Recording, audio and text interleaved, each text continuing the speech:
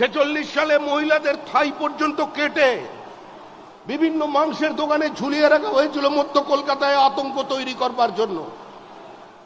এই কলকাতার মাটিতে দাঁড়িয়ে স্লোগান উঠেছিল, পহলে পাকিস্তান দেনা পড়েগা তব ভি ভারত স্বাধীন হোগা।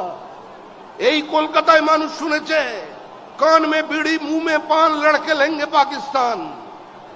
এখানকার মানুষ শুনেছেন, শিক্ষিত মানুষ শুনেছেন, minority has a right to self determination, we want the right of self determination.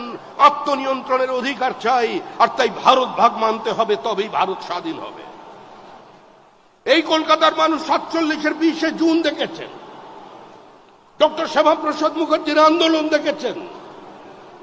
মালদায় তৃণমূল কংগ্রেসের নেতা, তৃণমূল কংগ্রেসের সাংসদ সুখেন্দু শেখর রায়ের পিতা শিবেন্দু শেখর রায়, যিনি বিবাদমান মালদার জমিদারদের এক জায়গায় করে নিয়ে কলকাতায় পৌঁছেছিলেন ডক্টর শ্যামাপ্রসাদ মুখার্জির কাছে। বাংলার ইতিহাস আমাদের পাঠ্যপুস্তকে আজ শিবেন্দু শেখরের নাম নেই।